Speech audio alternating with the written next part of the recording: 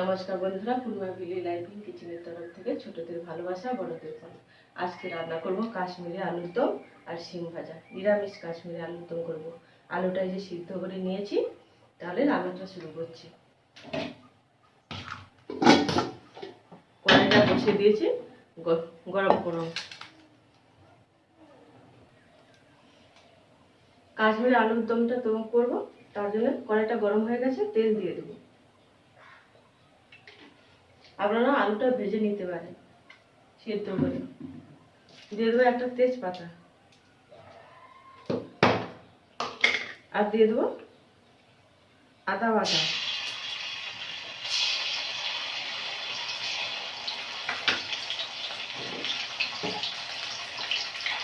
দিয়ে দেবো হলুদ,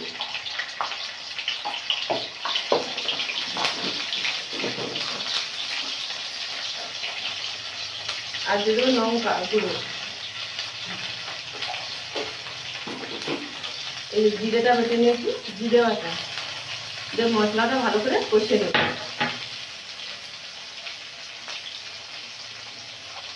আর দিয়ে দেবো এই টমাটো কুচি দিয়ে মশলাটা ভালো করে কষে নেব। মশলাটা কষানো হয়ে গেছে, তেল ছেড়ে গেছে, এবারে দিয়ে দেবো টক দই। আপনারা যদি আমিষ করেন তাহলে একটু পেঁয়াজ বাটা দিতে পারেন। টক দই দিয়ে একটু ভালো করে ফেটে এই করে নেব।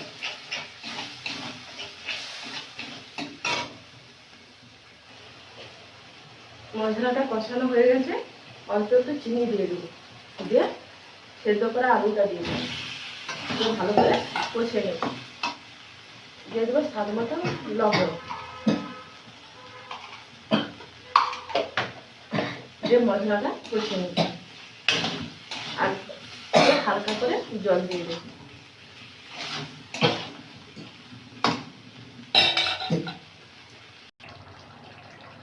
কাশ্মীরি আলুর দমটা হয়ে গেছে। নাম কাটা শেষে অল্প একটু ঘি আর গরম মশলা দিয়ে নামতে নেব।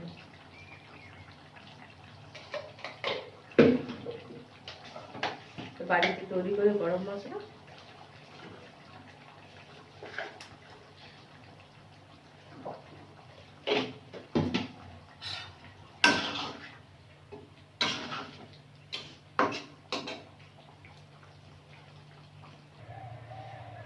কড়াইটা গরম হয়ে গেছে, শিমটা ভেজে নেব।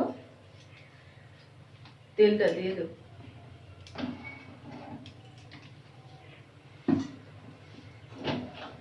শিমগুলো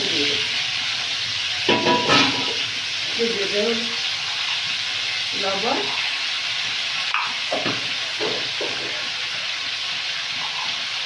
হলুদ, ঢাকা দিয়ে ভেজে নেব।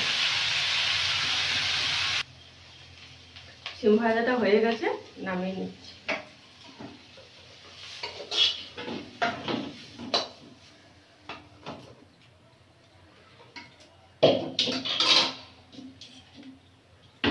তাহলে কাশ্মীরি আলুর দম আর শিম ভাজা নিরামিষ রান্না। তাহলে বন্ধুরা আজকে আসছি, টাটা।